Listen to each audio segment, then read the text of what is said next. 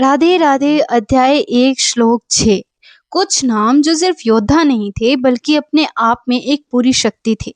युधामन्युश्च विक्रांत उत्मोजाश्च वीर्यवान सौभद्रो द्रौपदेयाश्च सर्व एव महारथा। कुरुक्षेत्र का मैदान जहां सिर्फ युद्ध नहीं बल्कि एक बहुत बड़ा निर्णय होने वाला है। दोनों सेनाएं आमने सामने खड़ी हैं, हर योद्धा तैयार है और इसी समय दुर्योधन अपनी नजर सामने उठाता है और पांडवों की सेना को ध्यान से देखता है। वह अपने गुरु द्रोणाचार्य के पास जाता है और उनसे बात करते हुए सामने खड़े योद्धाओं का वर्णन करता है। वह कहता है, युधामन्यु, उत्मोजा, अभिमन्यु और द्रौपदी के पुत्र ये सभी साधारण योद्धा नहीं हैं, ये सभी महारथी हैं। अब इसे आसान भाषा में समझते हैं। दुर्योधन यहाँ सिर्फ नाम नहीं ले रहा, वह एक बात समझा रहा है कि सामने जो सेना खड़ी है वो बहुत मजबूत है। युधामन्यु जो युद्ध में पीछे नहीं हटता, उत्मोजा जो पूरी ताकत के साथ लड़ता है, अभिमन्यु जो कम उम्र में भी अद्भुत वीरता रखता है, द्रौपदी के पुत्र जो भी युद्ध कला में निपुण है। और इन सबको वह एक ही शब्द में कह देता है, महारथी, मतलब ऐसा योद्धा जो अकेले कई लोगों का सामना कर सकते हैं। अब यहाँ एक जरूरी बात समझनी है।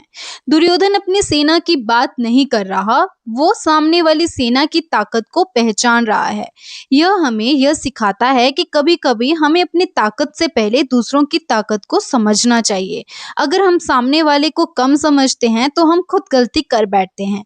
अब इसे अपनी जिंदगी से जोड़कर समझते हैं। जब हम किसी चैलेंज का सामना करते हैं तो हम अक्सर सिर्फ अपने बारे में सोचते हैं, लेकिन असली समझ यह होती है कि हम सामने वाली सिचुएशन को भी समझें, उसकी डिफिकल्टी क्या है, उसमें कौन कौन से चैलेंजेस हैं और हमें कहाँ ज्यादा मेहनत करनी है।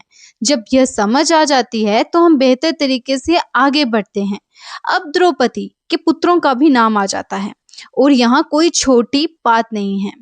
यह हमें सीधा उस सच की तरफ ले जाता है कि महाभारत कोई छोटी मोटी लड़ाई नहीं थी।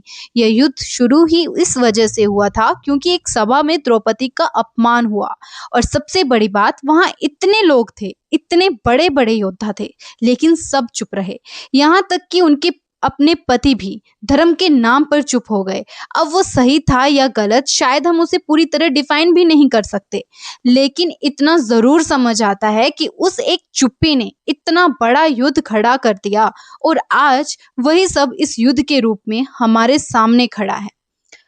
तो इस श्लोक में हमें सीधी सी बात समझ आती है, सामने वाले को समझना जरूरी है। हर व्यक्ति की अपनी एक ताकत होती है और किसी भी बड़े काम से पहले सही आकलन बहुत जरूरी है। तो मिलते हैं अगले श्लोक के साथ। आशा करती हूँ कि आपको इस श्लोक का वर्णन पसंद आया होगा। राधे राधे।